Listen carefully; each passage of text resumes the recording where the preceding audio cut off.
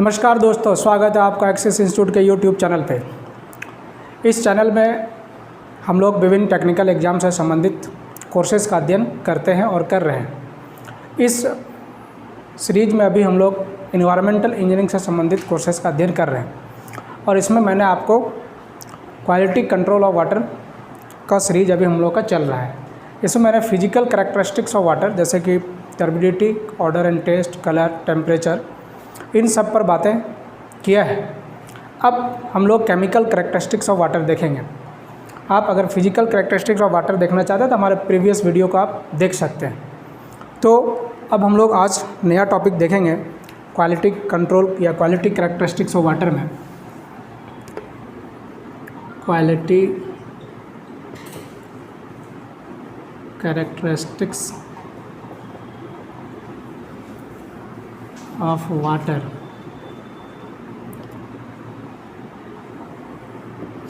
इसमें physical characteristics के बारे में हम लोग पूरी तरह से अध्ययन कर चुके हैं। आज हम लोग बात करेंगे केमिकल कैरेक्टरिस्टिक्स।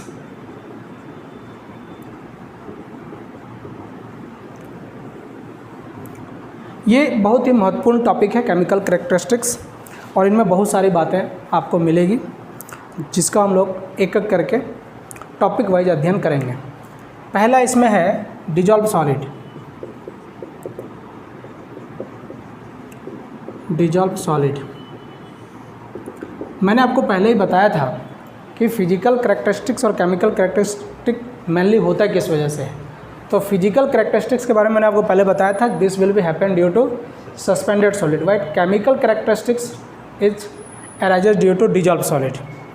जो भी आपका केमिकल काउज होगा, आइदर मेटल्स होंगे या फिर हार्डनेस होगा या अल्कलिनिटी होगी या पीएच होगा, वो सारा कहीं ना कहीं डिजॉल्व सॉलिड के साथ लिंक्ड होगा। अब देखिए डिजॉल्व सॉलिड क्या है कि डिजॉल्व सॉलिड एक्चुअली क्या होता है कि ये वाटर के साथ केमिकल बॉन्ड बना लेता है। इस वजह से डिजॉल्व सॉलिड को हम लोग फिल्टर नहीं कर सकते। यानी कहने का मतलब आप चाहें किसी फिल्टर से इसको फिल्टर करना तो ये पॉसिबल नहीं है। तो ये नॉन फिल्टरेबल होता है, फिल्टरेबल होता है, दिस इज़ नॉन फिल्टरेबल। और सस्पेंडेड सॉलिड जो होगा वो फिल्टरेबल होगा। सस्पेंडेड सॉलिड ये होगा फिल्टरेबल। ये दोनों में मेजर डिफरेंस यही है। डिजॉल्व सॉलिड नॉन फिल्टरेबल है, मतलब इसको आप फिल्टर नहीं कर सकते, और सस्पेंडेड सॉलिड फिल्टरेबल सॉलिड है। अब अगर आप फिल्टर करते हैं सस्पेंडेड सॉलिड का तो हो सकता है कि सम पार्ट या some amount of dissolve solid में present in the residue. Residue हो सकता है कि ऐसा नहीं होगा कि डिजॉल्व सॉलिड कम्प्लीटली 100% आपका नॉन फिल्टरेबल होगा। मे बी कुछ पार्टिकल्स या कुछ अमाउंट जो होगा डिजॉल्व सॉलिड सस्पेंडेड सॉलिड के साथ डिजॉल्व सॉलिड भी होगा। अब देखिए इसको फाइंड आउट कैसे करते हैं। तो सिंपल सा तरीका है, आप क्या करेंगे, आप एक वाटर सैंपल ले लिया। इस वाटर सैंपल को हम लोग हीट करेंगे, हीट करेंगे। जब आप इसको हीट करेंगे तो जो रेसिड्यू बचेगा, that residue represent the sum of suspended solid and dissolve solid. मान लेते हैं कोई वाटर है, वाटर सैंपल है, उसमें कुछ सॉलिड्स मिक्स हैं।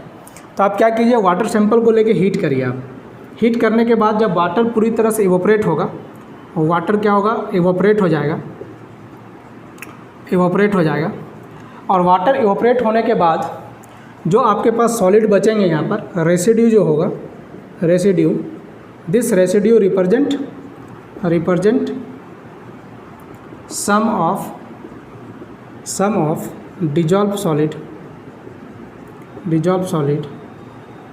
As well as suspended solid. Means क्या हुआ कि जो रेसिड्यू होगा आपके पास, ये रेसिड्यू आपको दोनों तरह का सॉलिड को बताएगा, मतलब डिजॉल्व सॉलिड भी और सस्पेंडेड सॉलिड भी, राइट। अब देखिए इसका मतलब क्या हो गया, this is known as the sum of dissolve solid and suspended solid is known as total dissolve solid या टोटल सॉलिड या total solid. Means total solid जो होगा वो इस चीज़ को ये रिप्रेजेंट करेगा। मतलब टोटल सॉलिड आप निकाल सकते हैं कैसे, तो आप निकाल सकते हैं कि आप क्या करते हैं, टोटल आप इसको हीट करेंगे, हीट करने के बाद जो रेसिड्यू मिलेगा that residue will give you total solid.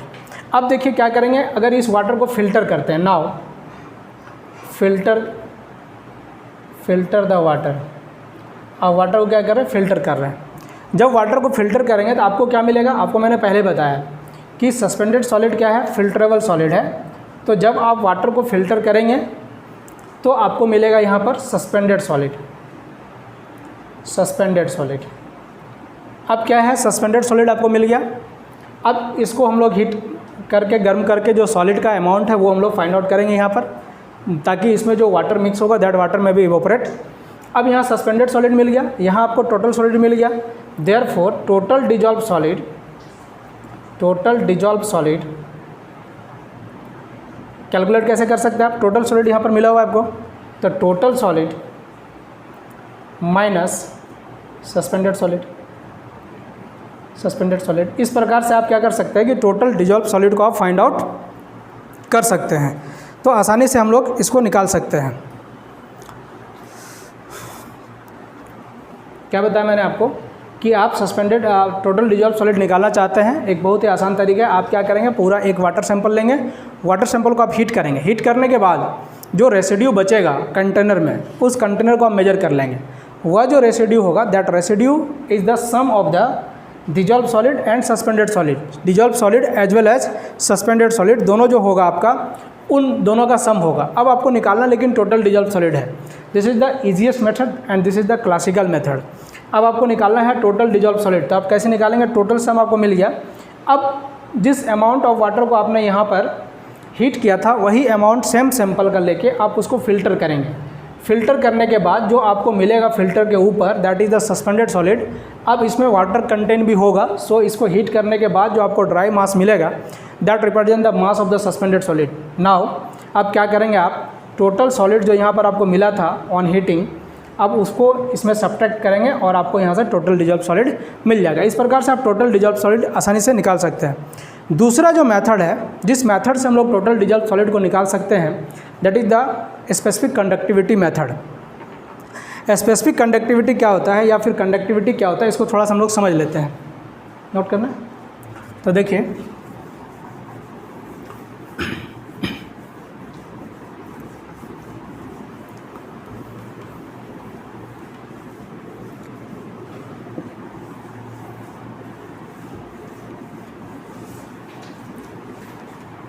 अब देखिए, आप टोटल डिजॉल्व सॉलिड को एक तरीके से आप निकाल लिए। अब दूसरा तरीका आप क्या है कि आप कंडक्टिविटी फाइंड आउट करिए।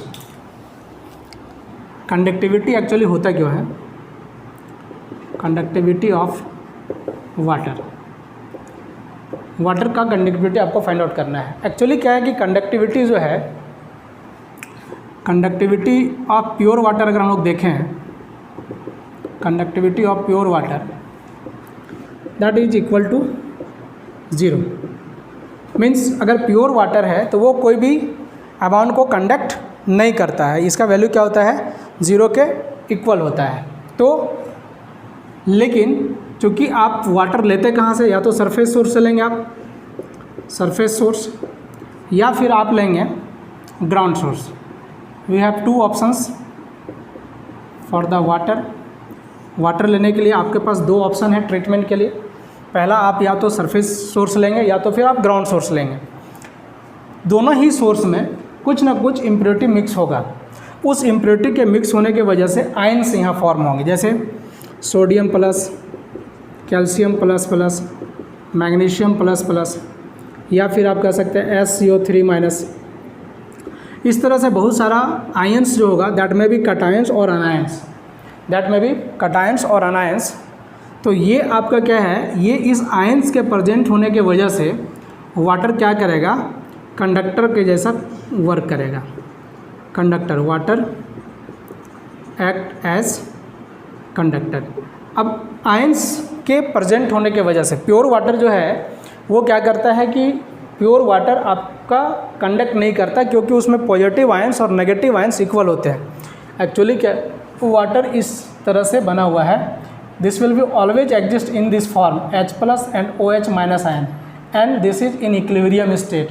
ये जो होगा वाटर, आप देखेंगे वाटर का फार्मूला H2O है। वाटर एक्चुअली इस फॉर्म में कभी भी एग्जिस्ट नहीं करता, वाटर हमेशा इस तीनों फॉर्म में एग्जिस्ट करता है, means H plus OH minus ions। तो ये दोनों का जो है मैग्नीट्यूड जो होता है प्योर वाटर के केस में दोनों इक्वल हो जाता है। इक्वल होने की वजह से ये दोनों एक दूसरे को न्यूट्रलाइज करके बार बार वाटर बना रहा है और वाटर बार बार ब्रेक होकर ये बन रहा है। तो इस वजह से यहाँ कटायंस और अनायंस कोई भी एक्स्ट्रा नहीं होगा। कोई भी अगर कंडक्टर का बात करें, हमारे पास तो दो तरह का कंडक्टर होता है।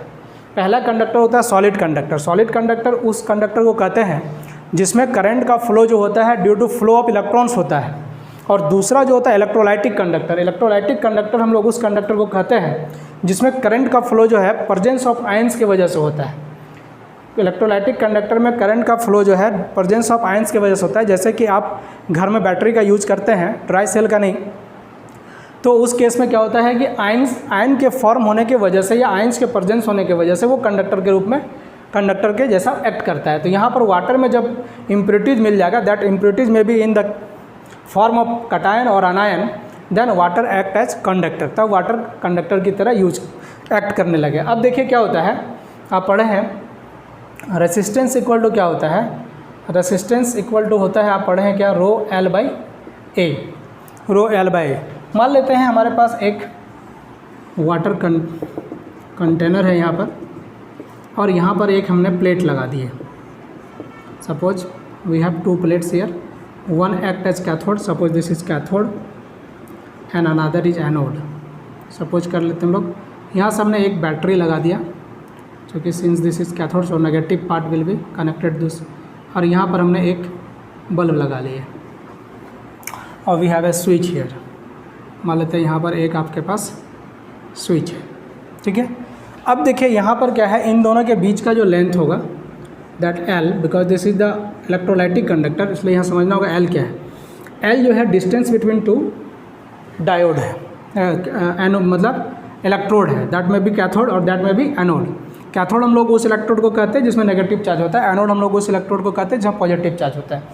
अब देखिए ये जो इसका जो एरिया होगा that is known as surface area A, area of plate, ये पूरी तरह से मर्ज होगा, ठीक है। अब यहाँ से इलेक्ट्रॉन को, अब इस पर क्या होगा, नेगेटिव चार्ज एक्यूमुलेट होगा, बिकॉज कि ये नेगेटिव से जुड़ा हुआ इलेक्ट्रॉन एक्यूमुलेट होगा, और यहाँ पर पॉजिटिव चार्ज होगा। तो ये this will be move towards this, तो यहाँ मूव करेगा तो ये मूव नहीं करेगा। एक्चुअली आयंस जो वाटर में प्रेजेंट है that will move from negative to positive anode, positive electrode. अब यहाँ पर रेसिस्टेंस, यहाँ से यहाँ तक फ्लो होने में जो रेसिस्टिविटी होगा that is known as resistance. जो प्रिवेंटेशन होगा कि यहाँ से यहाँ आयंस फ्लो नहीं करे, that prevention is known as resistance. तो this become resistance and this is known as resistivity, this is known as resistivity, okay. 1 by resistance is known as conductance, 1 by resistance is known as conductance। conductance क्या है, this is the reciprocal of resistance, and 1 by resistivity is known as conductivity, conductivity। this may be either specific resistivity भी बोल सकते हैं हम लोग, so इसको specific conductivity भी बोल सकते हैं। as the number of ions increases then conductivity will be increases. जैसे जैसे यहाँ पर आयंस का संख्या बढ़ेगा, जितना ज़्यादा नंबर ऑफ आयंस प्रेजेंट होंगे उतना ज़्यादा यहाँ पर क्या होगा, कंडक्टिविटी होगा। तो यहाँ पर आप देखिए कंडक्टिविटी ये है। सो इसको हम लोग लिखना चाहते हैं, कंडक्टिविटी को निकालना चाहते हैं तो क्या होगा, अब देखिए कि 1 by रो निकालना चाहते हैं हम लोग, तो यहाँ से निकालेंगे हम लोग, तो 1 by रो इक्वल टू क्या हो जाएगा, LAR, राइट, ठीक है। अब देखिए यहाँ पर इसका यूनिट निकालना चाहते हैं, ये हो गया आपका स्पेसिफिक कंडक्टिविटी, स्पेसिफिक कंडक्टिविटी। अब हम यूनिट निकालना चाहते हैं, इसका यूनिट क्या हो जाएगा, तो लेंथ है मीटर होगा, एरिया है मीटर स्क्वायर होगा, मीटर मीटर कैंसिल हो जाएगा, तो 1 by मीटर इंटू ओम, ठीक है। दिस है, अब this will be written as mho या ओम इनवर्स बाय मीटर, या this will be also rate ohm inverse को हम लोग क्या बोलते हैं, मोहो बोलते हैं, मोहो बाय मीटर, ठीक है। But mho in present day, mho is represent as siemens, siemens, तो सीमेन पर मीटर। अब यहाँ पर जो लेंथ होगा हम लोग सेंटीमीटर में यूज़ करेंगे, और चूँकि कंडक्टिविटी बहुत कम होता है वाटर का, सो यहाँ पर हम लोग क्या करते हैं, माइक्रो यूनिट जो यूज करते हैं दैट इज माइक्रो सीमेन पर सेंटीमीटर, या फिर जो भी यूनिट आप यूज करना चाहते हैं आप कर सकते हैं, but we generally taken as microsiemens per centimetre. इस प्रकार से आपको कंडक्टिविटी समझ में आ गया। जब कंडक्टिविटी ऑफ वाटर को हम लोग फाइंड आउट कर पाते हैं इस फार्मूला के माध्यम से या इस फार्मूला के माध्यम से, area of plate is non, और रेसिस्टेंस अगर फाइंड आउट कर लिए हम लोग, एल हमको पता है, length distance between two electrode is already non, तो हम लोग क्या कर सकते हैं कि कंडक्टिविटी फाइंड आउट कर सकते हैं। At once conductivity find out जब हो जाएगा हमारे पास, जब हम लोग कंडक्टिविटी जान जाएंगे तो हम लोग टोटल डिजॉल्व सॉलिड को बहुत आसानी से निकाल सकते हैं। टोटल डिजॉल्व सॉलिड को हम लोग एक फैक्टर से मल्टीप्लाई करेंगे, that is known as conductivity factor.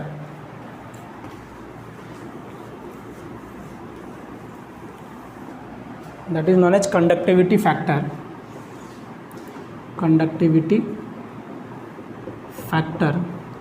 Into specific conductivity.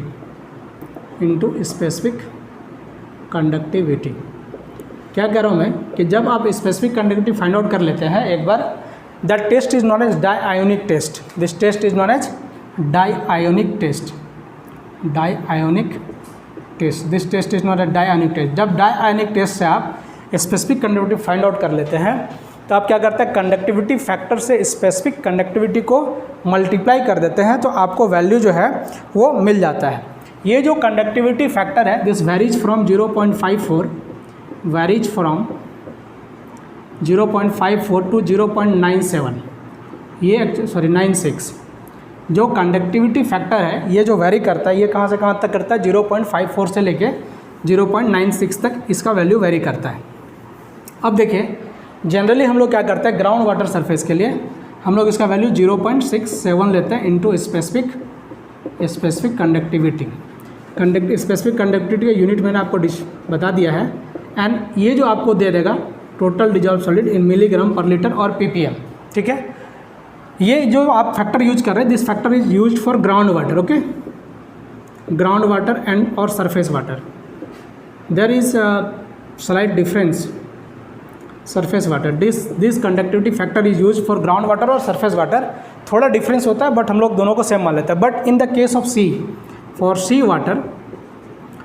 Water अगर आप करेंगे तो ये जो कंडक्टिविटी फैक्टर होता है दिस इज 0.5, है ना। जो स्पेसिफिक आपका कंडक्टिविटी फैक्टर है, this factor is taken as 0.5। In the case of sea water this value is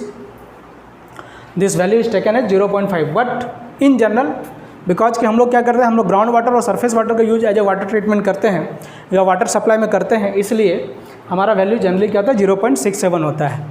तो इस प्रकार से आप टोटल डिजॉल्व सॉलिड को फाइंड आउट कर सकते हैं। वी हैव टू मेथड्स, एक तो हम आपको बताए थे किस तरह से कर सकते हैं, that is the classical method, and the new modern approach is that we have to find out the specific conductivity and multiply it with conductivity factor and we get total dissolve solid in milligram per litre. तो ये आपका था पहला chemical characteristics of water, that is dissolve solid. आपने पहला chemical characteristics देखा, that was dissolve solid. अब हम लोग दूसरा देखते हैं, दैट इज़ वेरी इंपॉर्टेंट, जो कि बहुत ही इंपॉर्टेंट है। Second one, pH of water. हम लोग सेकेंड देखेंगे, that is pH of water. PH of water जो है, अच्छा हम लोग टोटल डिजॉल्व सॉलिड का थोड़ा सा हम लोग ये कर लेते हैं कि उसका लिमिटेशन क्या है। Ranges of total dissolve solid थोड़ा छूट गया है। This is 500 ppm to 1000 ppm, okay. ये आपका ये सेफ है ना, सेफ लिमिट। और ये क्या होगा, मैक्सिमम लिमिट। ये लिमिट आप कब यूज़ करते हैं, मैक्सिमम लिमिट का यूज आप तब करते हैं जब आपके पास ट्रीटमेंट के लिए सफिशिएंट प्लांट नहीं हो, तो उस सिचुएशन में आप 1000 ppm तक टोटल डिजॉल्व सॉलिड को पी सकते हैं।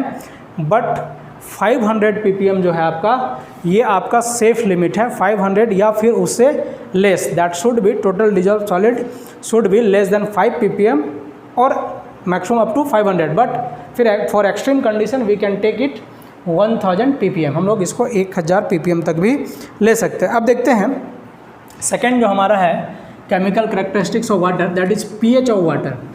This is very important topic for all technical exams.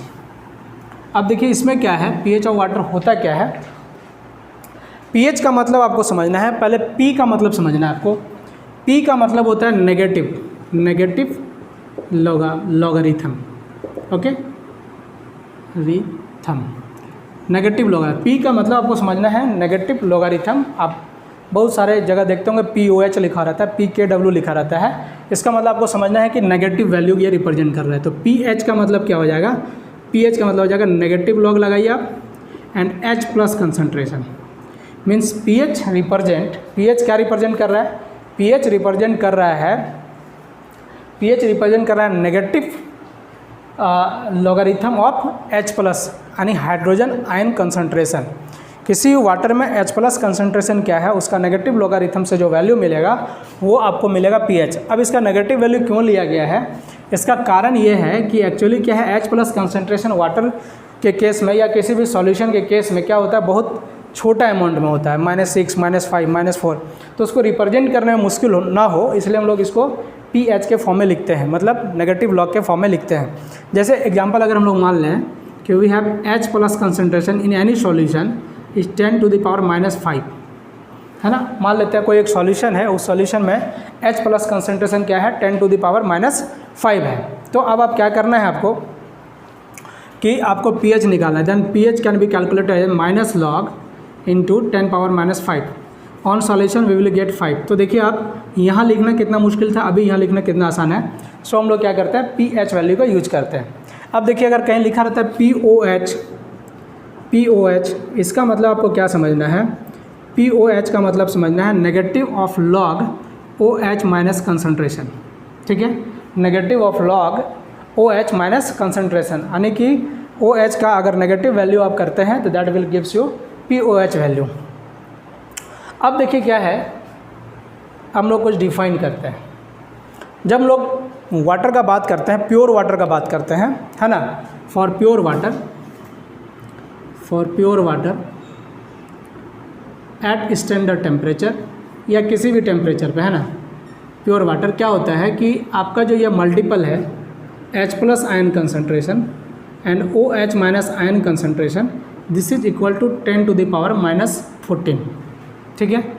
For pure water क्या होता है, the product of H plus concentration and OH minus concentration is equal to 10⁻⁻14। अब देखिए it is also H plus concentration is always equal to OH minus concentration for pure water, okay, always remember it, for pure water H plus ion concentration is always equal to OH minus ion concentration। H plus ion concentration जो है वो OH minus ion concentration के हमेशा बराबर होगा। अब देखिए यहाँ पर ये दोनों को बराबर कर लेते हैं हम लोग, तो H इंटू H हो जाएगा। So this become H square because OH ion is equal to H plus ion. So this is 10⁻⁻14. So H plus concentration for pure water is this is 10⁻⁻14 under root. So this is 10⁻⁻7. This will also equal to OH minus ion concentration, okay, hydroxyl ion concentration. तो यहाँ H plus ion concentration, OH minus ion concentration जो है आपका क्या हो गया, pure water के case में दोनों क्या होगा, इक्वल होगा। But for the impure water if some other metals or ions are present in water, then H plus ion concentration and OH minus concentration will not be equal to each other, but the product of H plus ion and OH minus ion is always -14, okay. ये किसी भी case में होगा ना, चाहे pure हो water चाहे impure हो water, for any case, okay, for any case दोनों का प्रोडक्ट हमेशा 10⁻⁻14 होगा, लेकिन प्योर वाटर के केस में दोनों इक्वल हो जाएगा, बाकी केसेस में ये इक्वल नहीं होंगे, ठीक है। अब यहाँ से ये मिल गया। अब प्योर वाटर के हम लोग क्या निकालते हैं, पीएच निकालते हैं। सो पीएच इक्वल टू क्या आ जाएगा, log H plus ion concentration and on solution we put the value of 10⁻⁷ we will get 7। Since in this case H plus ion concentration and OH minus concentration both are equal, in this case H plus ion concentration and OH minus concentration both are equal, means these both react to each other and water becomes neutral, है ना। ये चूँकि दोनों का concentration बराबर है पानी में पर लीटर, है ना, तो इसका मतलब क्या हुआ, ये दोनों एक दूसरे से रिएक्शन करके क्या करेंगे कि वाटर को हमेशा न्यूट्रल रखेगा। सो इन दिस केस जो वैल्यू ऑफ pH आ रहा है this is for neutral water, means water is neutral, water neutral है। क्यों वाटर न्यूट्रल है? क्योंकि यहाँ पर क्या है कि दोनों एक दूसरे को क्या करेगा, रिएक्ट करके, एक दूसरे से रिएक्शन करके ये वाटर को न्यूट्रलाइज कर देगा, बिकॉज बोथ आर इक्वल। अब इसमें से मान लेते हैं अगर कोई ज़्यादा होता है, suppose H plus ion concentration is मोर, है ना। If H plus ion concentration is more than OH minus concentration, तब यहाँ क्या हो गया, H प्लस कंसनट्रेशन मोर हो गया। तो H प्लस कंसनट्रेशन आता कहाँ से? H प्लस कंसनट्रेशन मोर होने का मतलब है कि ऐसा कुछ इसमें मिलाया गया जो H प्लस आयन को फर्निश्ड कर रहा था, है ना। मतलब कि अगर H plus ion concentration OH minus concentration से ज़्यादा हो रहा है वाटर में, इसका मतलब था कि कुछ ऐसा सब्सटेंस मिलाया गया वो क्या कर रहा था कि H प्लस आयन कंसनट्रेशन को बढ़ा दे रहा था। तो कारण क्या हो सकता है? That may be suppose HCl, एक एग्जांपल ले रहा हूँ। तो HCl क्या करता है, it produce H plus and Cl minus ion concentration. अब ये Cl माइनस आयन जो है इसके साथ तो रिएक्शन करेगा नहीं, but H plus ion concentration इसके रिस्पेक्ट में अगर HCl को ट्रेसेस अमाउंट में मिला दें हम लोग पानी में, then H plus ion concentration will be increases. या फिर आप और दूसरा भी एग्जांपल दे सकते हैं HNO3, then it will be increase H plus ion concentration. Okay, ऐसा बहुत सारा कारण हो सकता है। या सिंपल आपका इन्वायरमेंट हो सकता है कि इन्वायरमेंट में कार्बन डाइऑक्साइड है और ये कार्बन डाइऑक्साइड क्या करता है, वाटर के साथ रिएक्शन करके खुद ब खुद H2CO3 बनाना शुरू कर देता है। मतलब जो वाटर आपका है इन्वायरमेंट में, जो आपका CO2 है, कार्बन डाइऑक्साइड है, ये कार्बन डाइऑक्साइड क्या करता है, पानी के साथ रिएक्शन करता है और H2CO3 आयंस बनाना शुरू करता है, H2CO3 बनाना शुरू करता है। ये जब बनेगा तो this will be furnish to H plus CO3 minus minus, so H plus ion concentration will be increases, है ना। मतलब आप सिंपल समझ सकते हैं कि आप सिंपल जहाँ पर कार्बन डाइऑक्साइड का मात्रा अगर इन्वायरमेंट में बहुत ज़्यादा है, एटमॉस्फेयर में बहुत ज़्यादा है, उस सिचुएशन में अपने आप आपका वाटर में H प्लस आयन कंसनट्रेशन बढ़ सकता है। तो H प्लस आयन कंसनट्रेशन जो बढ़ा, this will be due to this acid, तो ये एसिड की वजह से बढ़ा। तो when H plus ion concentration is more than OH minus concentration, then solution और वाटर बिकम्स एसिडिक। क्या होगा, जब H प्लस आयन कंसनट्रेशन बढ़ जाएगा तो क्या होगा, उस सिचुएशन में क्या होगा कि आपका वाटर क्या हो जाएगा, एसिडिक हो जाएगा, है ना। वाटर क्या हो जाएगा, एसिडिक हो जाएगा। वाटर जैसे ही एसिडिक होगा, वाटर एसिडिक जैसे ही होगा वैसे ही क्या करेगा कि ये कोरिजन का काम शुरू कर देगा। कोरिजन का मतलब होगा कि अगर आप जिस कंडक्ट से आप पानी को ले जा रहे हैं, सपोज कि गैल्वेनाइज्ड आयरन है या फिर आपका स्टील पाइप है या फिर जो भी आपका कास्ट आयरन है, उस केस में आपका जैसे वाटर एसिडिक होगा, दिस विल बी स्टार्ट जो कोरिजन, है ना। ये जो है आपको क्या करेगा, ये जो है एसिडिक वाटर क्या करेगा, आपको क्या प्रॉब्लम करेगा, कोरिजन का प्रॉब्लम करना शुरू कर देगा। कोरिजन जो है आपका होने लगेगा। कोरिजन होने के वजह से आपका पाइप वगैरह ये सब क्या होगा, ख़राब होना शुरू हो जाएगा, है ना। तो अब देखिए यहाँ पर कि इसका मैक्सिमम वैल्यू क्या हो सकता है, H प्लस आयन कंसनट्रेशन का मैक्सिमम वैल्यू क्या हो सकता है इस केस में। अगर इस केस में हम लोग H प्लस आयन का मैक्सिमम वैल्यू का बात करें हम लोग, तो क्या हो सकता है, तो यहाँ पर आपका मैक्सिमम H प्लस का मैक्सिमम बात करेंगे। H प्लस मैक्सिमम होने का बात मतलब क्या हुआ कि ये पावर जो है आपका क्या होगा, धीरे धीरे बढ़ता चला जाएगा। नहीं, पावर जो है आपका बढ़ता जाएगा, मतलब -6, -4, -5 ये कहाँ तक आ सकता है, तो ये आपका आ सकता है 10 टू द पावर 0, नहीं 10 टू द पावर 0, अगर यहाँ 1 करेंगे हम लोग, then H plus concentration maximum आपका क्या हो सकता है, 1 हो सकता है, नहीं 1 हो सकता है आपका। ये जो मैक्सिमम है H प्लस कंसनट्रेशन मैक्सिमम क्या हो सकता है, दैट विल बी मैक्सिमम जो होगा ये आपका 1 होगा, क्योंकि 1 को जब इसका साथ मल्टीप्लाई करेंगे 10 टू पावर -14 मिल जाएगा। तो आप देखिए कि यहाँ से जब H प्लस आयन कंसनट्रेशन आपका बढ़ गया OH माइनस आयन से, तो क्या हुआ कि आपको जो वाटर था दैट बिकम्स एसिडिक, वाटर क्या हुआ, एसिडिक हो गया, और एसिडिक के कारण क्या होगा, आपका कोरिजन स्टार्ट हो जाएगा। कोरिजन स्टार्ट होने की वजह से क्या होगा, आपका जो पाइपलाइन है या फिर जो भी है उसमें प्रॉब्लम आना शुरू हो जाएगा। अब देखिए कि आप मतलब pH अगर निकालते हैं हम लोग, तो ये क्या हो जाएगा, तब लेस देन 7 हो जाएगा फॉर एसिडिक वाटर, नहीं acidic water. And maximum pH क्या हो सकता है, maximum pH for acidic water, acidic water 1 कैसे होगा, H प्लस आयन कंसनट्रेशन आपका मैक्सिमम क्या हो जाएगा 1 हो जाएगा, नहीं मिनिमम होते जाएगा, सॉरी मिनिमम pH, क्योंकि आपका घट रहा है ना pH 7 से लेस होगा, 7 न्यूट्रल के लिए 7 से कम होता चला जाएगा। तो क्या होगा आप देखिए यहाँ पर, आप अगर pH निकालना चाहेंगे तो minus log H plus ion concentration, so this is minus log 1, this will come 0। तो आपका pH अगर 0 होगा then acidity of water will be maximum, है ना। जब आपका एसिडिटी मैक्सिमम क्यों हो रहा है, क्योंकि H प्लस कंसनट्रेशन आपका मैक्सिमम चला गया, तो acidity of water will be maximum when pH is 0। तो आपको एसिडिक वाटर क्या प्रॉब्लम कर रहा है, कोरिजन का। अब देखिए if OH minus ion is increased, okay, OH minus ion increased then H plus ion concentration. अब OH माइनस आयन कंसनट्रेशन कहाँ से आएगा, this concentration will be come from NaOH alkalis या KOH MgOH होल ट्वाइस या CH whole twice, इस तरह के substances से ये आएंगे नहीं।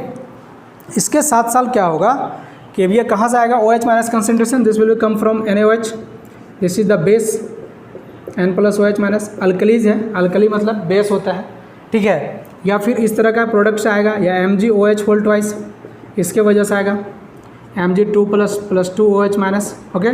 फिर या CaOH होल ट्वाइस से आएगा, this is Ca2 plus and 2OH minus. अब दूसरा भी ऑप्शन हो सकता है कि OH माइनस को हम लोग बढ़ा कैसे सकते हैं।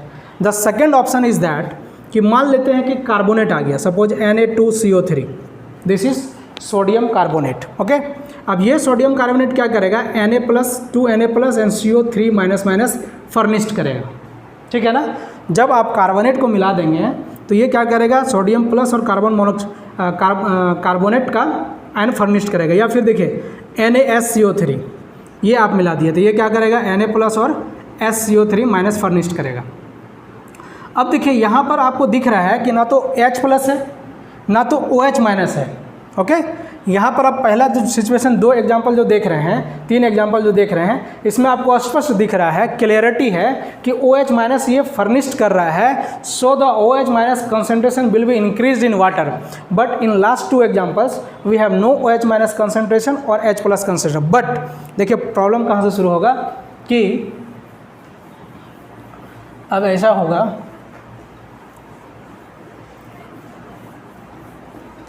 कि ये जो आपका यहाँ से सपोज NaSCO3 है, sodium bicarbonate, this will B form Na plus and SCO3 minus.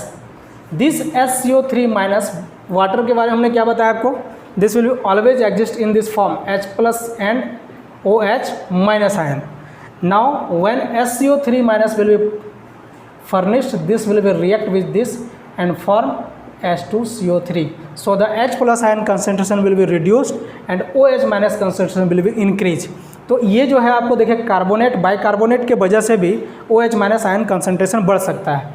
तब अब यहाँ से अगर pH का मान निकालेंगे तो pH का वैल्यू घटता जा रहा है, मतलब H प्लस का वैल्यू घटता जा रहा है, सो pH will be more than 7, pH का वैल्यू मोर देन 7 होगा। So this type of solution is alkaline या फिर basic, okay. So this is water is alkaline water. अब अल्कलाइन होगा जब वाटर, तो वाटर जैसे अल्कलाइन होता है तो क्या होता है कि ये जो आपका जैसे कि कार्बोनेट के वजह से है या हाइड्रोक्साइड के वजह से है, तो ये क्या करेगा, वहाँ पर प्रेजेंट कोई ऐसा एलिमेंट जो इसके साथ रिएक्शन कर सके, रिएक्शन करेगा और प्रिसिपिटेट बनाना शुरू कर देगा। और ये जो प्रिसिपिटेट होगा वो क्या करेगा, आपके पाइप को चॉक करेगा, that is known as incrustation, नहीं इनक्रस्टेशन, ओके। अब ये इनक्रस्टेशन करना शुरू करेगा। So such type of water is avoid in boiler. Boiler में हम लोग इस तरह के वाटर का यूज नहीं कर सकते, means alkaline water can not be used in boiler, because जैसे ही अल्कलाइन होगा वाटर वहाँ पर प्रिसिपिटेशन होना शुरू हो जाएगा और उस प्रिसिपिटेशन की वजह से आपका जो भी है वो चॉक होना शुरू होगा, या फिर आपका लेयर जो होगा उसके लेयर से रिएक्शन करेगा और फिर उस लेयर को ख़राब करेगा। इसको हम लास्ट वीडियो हम लोग अच्छा से हम लोग समझे थे, नहीं। अब देखिए यहाँ पर क्या है कि अल्कलाइन मिल गया आपको, pH मिल गया, सारा मिल गया, आप समझ गया कि pH आपका बढ़ सकता है। अब देखिए यहाँ पर जो है ये अल्कलिनिटी जो है, अल्कलिनिटी ये 3 चीज़ से आ रहा है। क्या चीज़ से आ रहा है, हाइड्रोक्साइड से आ रहा है, कार्बोनेट से आ रहा है और बाइकार्बोनेट से आ रहा है। So alkalinity when comes from carbonate then it is known as carbonate alkalinity. ठीक है, बाइकार्बोनेट से आएगा तो क्या होगा, बाइकार्बोनेट अल्कलिनिटी, और हाइड्रो ऑक्साइड से आएगा तो क्या हो जाएगा, hydro oxide alkalinity. No, that type of alkalinity is known as caustic alkalinity. Okay, हम लोग अल्कलिनिटी देखेंगे अलग से। अगर हाइड्रो ऑक्साइड की वजह से आपका अल्कलिनिटी हो रहा है तो that is known as caustic alkalinity. Okay, caustic alkalinity. Carbonate से आ रहा है तो कार्बोनेट अल्कलिनिटी, ये आसान है, कार्बोनेट से है तो कार्बोनेट अल्कलिनिटी है। ओके, और बाइकार्बोनेट से है तो बाइकार्बोनेट अल्कलिनिटी है, यहाँ तक कोई दिक्कत नहीं है। But when it comes from hydro oxide, आप देखेंगे जब ऑब्जेक्टिव क्वेश्चन बनाएंगे तो आपको क्या मिलेगा, OH की वजह से अल्कलिनिटी लिखा रहेगा, then this alkalinity is known as. तो क्या होता है, आप कार्बोनेट अल्कलिनिटी को कार्बोनेट की वजह से आया तो कार्बोनेट अल्कलिनिटी बोल रहे हैं, बाइकार्बोनेट की वजह से आया तो बाइकार्बोनेट अल्कलिनिटी बोल रहे हैं। तो जनरली क्या होता है, माइंड में एक सेटअप हो जाता है कि हाइड्रोक्साइड की वजह से हो रहा है तो हाइड्रोक्साइड अल्कलिनिटी हो सकता है, but that is wrong, that this is known as caustic alkalinity. Okay, तो यहाँ से हम लोग देखें कि आप समझ सकते हैं कि pH कहने का मतलब 7 से लेस होगा तो वाटर जो होगा वो क्या होगा, एसिडिक नेचर का होगा। pH जब 7 से ज़्यादा होगा तो वाटर बेसिक नेचर का होगा या अल्कलाइन नेचर का होगा, और जब pH 7 होगा तो फिर हम लोग उसको न्यूट्रल वाटर करेंगे। अगर एक डायग्राम हम लोग ऐसा बनाएं pH का, तो यहाँ pH 7 है और यहाँ 7 से मोर देन है, यहाँ 7 से लेस देन है, this is acidic in nature and this is alkaline in nature, alkaline in nature. Okay, अब एक चीज़ और समझ लेते हैं जो आपको न्यूमेरिकल्स बनाने में आपको सहायता करेगा। देखिए क्या है, आप समझिए कि H plus ion concentration and OH minus ion concentration, this is equal to 10 power minus 14। Okay, so taking logarithm both side, log H plus ion OH minus ion 10 power minus log 10 power minus 14, negative लगे लीजिए आप, क्योंकि P में क्या होता है, negative होता है। तो यहाँ पर इसको अलग अलग करिए आप, ये log m इंटू एन है तो log m plus n, so minus log H plus n, तो this become PH and minus log POH minus, so that become POH, this is equal to 14। This should be always remember, इससे आपको बहुत सारे questions सरल होंगे। अब pH को हम लोग मेजर कैसे करते हैं, तो pH को हम लोग जो है pH को हम लोग पोटेंशियोमीटर से मेजर करते हैं ना। अगर इसका मेजरमेंट देखेंगे किससे होता है, मेजरमेंट कहाँ से होगा, पोटेंशियोमीटर से, पोटेंशियोमीटर से। इसमें क्या होता है कि H प्लस आयन कंसंट्रेशन क्या पोटेंशियल एग्जर्ट कर रहा है उसको हम लोग मेजर करते हैं ना, potential exerted by H plus ion concentration, है ना। H प्लस आयन कंसंट्रेशन क्या पोटेंशियल एग्जर्ट कर रहा है पोटेंशियोमीटर पर, वो आपको pH वैल्यू देता है। अदरवाइज आपके पास कुछ रीजेंट होते हैं, इंडिकेटर्स होते हैं, उस इंडिकेटर के माध्यम से भी आप जो है आप आसानी से pH का वैल्यू निकाल सकते हैं। जैसे कुछ इंडिकेटर का नाम लिख लीजिए आप लोग। इंडिकेटर्स में आपका हो जाएगा फेनॉल रेड और फेनोप्थलीन रेड, ये मोस्ट कॉमनली यूज होता है। अदरवाइज बहुत सारा रीजेंट आपके पास होता है, फेनोप्थलीन रेड, ठीक है, ये आपको इंडिकेटर के रूप में यूज होता है, ऐसे हम लोग निकाल सकते हैं। अब ये आप pH यहाँ तक समझ गए। अब इसका लिमिटेशन समझिए, लिमिटेशन या रेंजेज रेंजेज क्या है इसका, तो pH वो जो हम लोग का ड्रिंकिंग वाटर है उसमें pH का value pH should not less than 6.6, ठीक है। ड्रिंकिंग वाटर में pH का वैल्यू 6.6 से कम नहीं होना चाहिए and that should also not more than 8.6 और 8.5 कहीं के लिखा रहता है, ठीक है ना।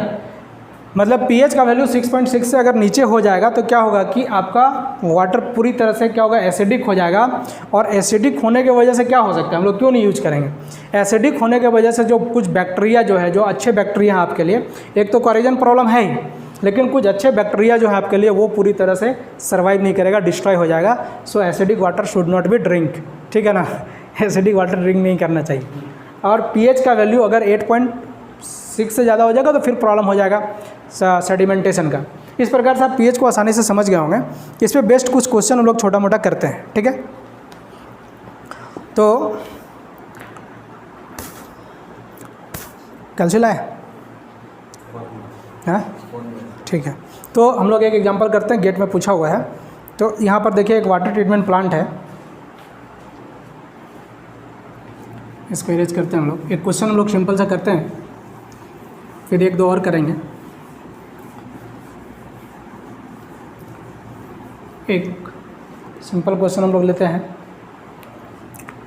क्वेश्चन है हमारे पास, एक वाटर ट्रीटमेंट प्लांट है, उसमें जो इनकमिंग वाटर है उसका जो pH है दैट इज़ 7.2 है ना। एक हमारे पास ट्रीटमेंट प्लांट है, उसमें इनकमिंग वाटर जो है, इनकमिंग वाटर इसका pH क्या है, this is 7.2 right. And the outgoing water, जो वाटर ट्रीट हो रहा है उसके बाद जो जा रहा है ट्रीटमेंट प्लांट से, दैट pH इज 8.4। ठीक है, pH कितना है, 8.4 है राइट। और आपको अब ये मानना है कि लीनियर वेरिएशन ऑफ pH हो रहा है ना, एज्यूम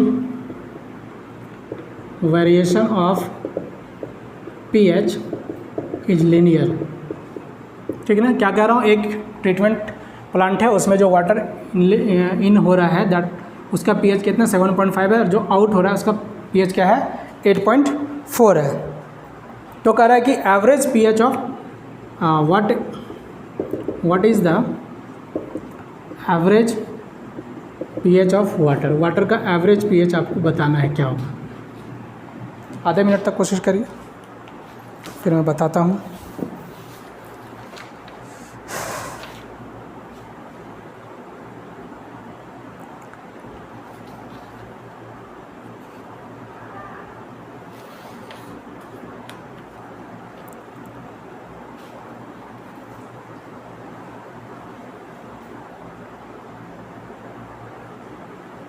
हो गया,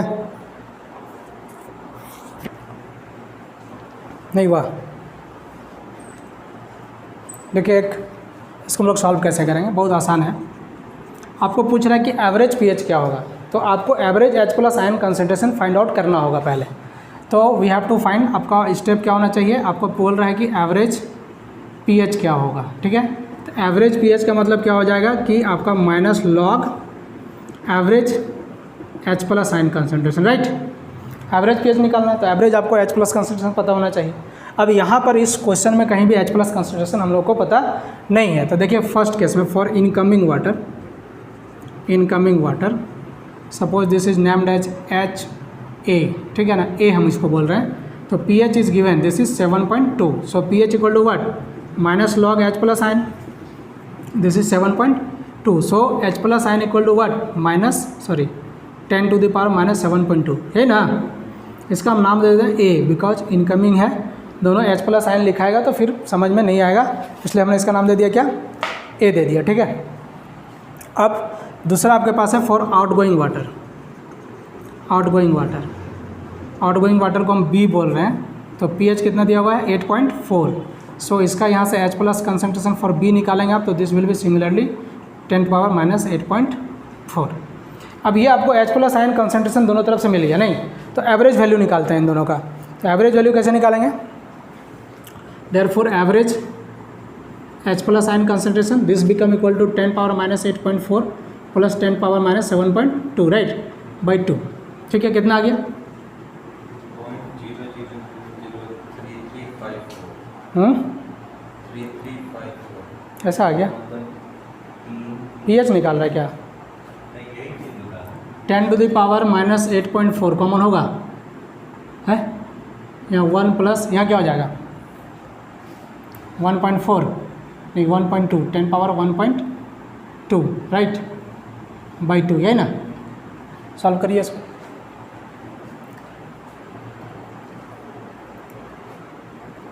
सॉल्व करिए। 8.42 इंटू 10 पावर माइनस 8.4 है, ये आपको मिल जाएगा यहाँ से average H value. So average pH क्या हो जाएगा, एवरेज pH इक्वल टू हो जाएगा minus log 8.42 into 10 power minus 8.4।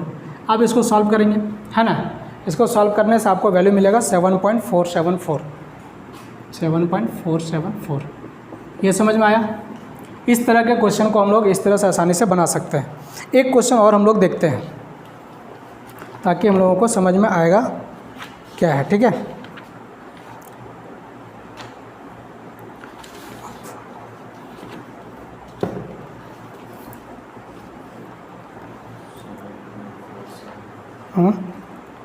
ठीक है ना। एक क्वेश्चन और है, हम लोग उसको करते हैं।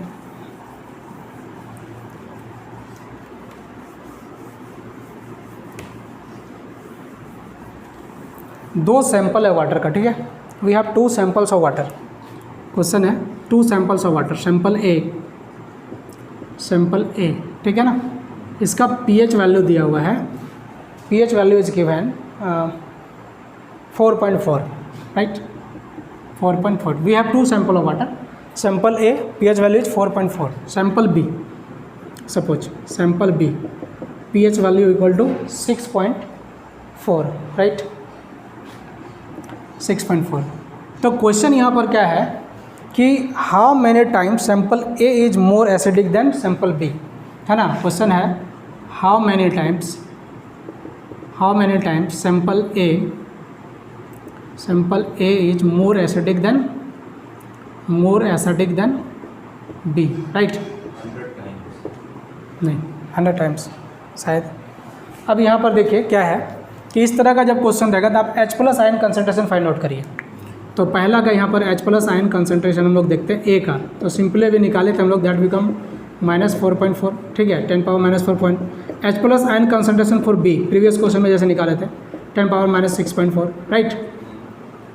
सो हमको देखना है कि H+ आयन मतलब A सैंपल है कितना ज़्यादा एसिडिक है, नहीं, तो हमको देखना होगा A में इससे कितना ज़्यादा H+ आयन है, ठीक है।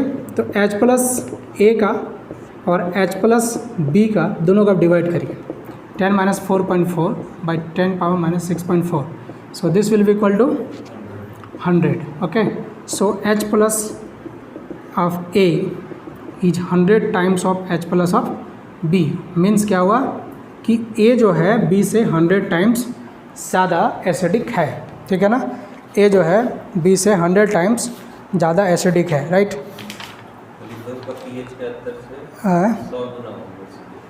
क्या हो गया?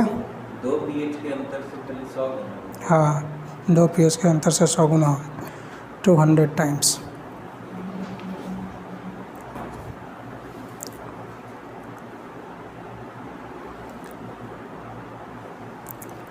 एक क्वेश्चन और करते हैं, ठीक ना। 6 एक क्वेश्चन हम लोग और करते हैं, क्या है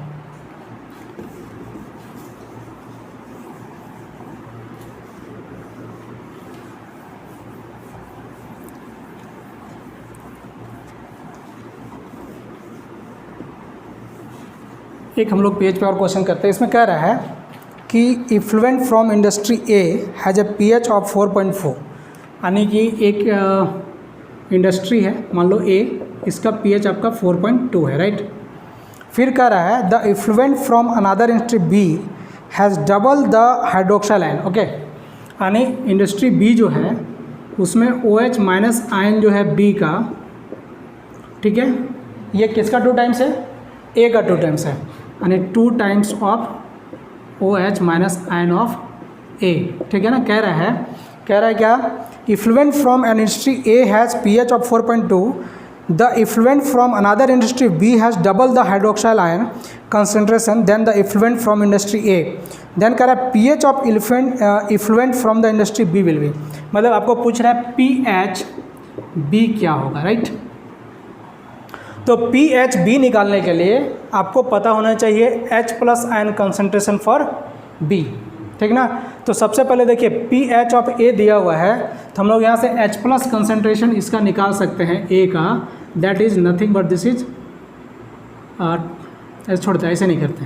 देखिए हम लोग जान रहे हैं pH + POH equal to 14, so POH यहाँ से मिल जाएगा आपको क्या, अब 14 - 4.2 ना, 9.8, सो OH- कंसंट्रेशन फॉर A, यही ना, ये A के लिए है, सो this is 10⁻⁻9.8, right. Therefore OH- ion concentration for B is 2 × 10⁻⁻9.8, right। So POH for B, right, this is minus log 2 × 10⁻⁻9.8, therefore it will be, बताओ कितना है, 9.8 माइनस 0.301 कितना आ रहा है बताओ? दिस इज 9.5 है ना, 9.5। Therefore P H of B plus P O H for B should be equal to 14। So P H of B will be equal to what? 4.5। तो पी एच इस प्रकार से बी का हम लोग निकाल लिए, ठीक ना? आप तो निकाल लेंगे सर। मिला लेते हैं आंसर, ठीक है, एकदम एग्जैक्ट निकाल दिया। ठीक है दोस्तों, दोस्तों यहाँ आप पीएच को आसानी से समझेंगे, टोटल डिजॉल्व सॉलिड को भी समझोगे। आज के लिए इतना ही, धन्यवाद। फिर नेक्स्ट वीडियो हम लोग देखेंगे नया टॉपिक।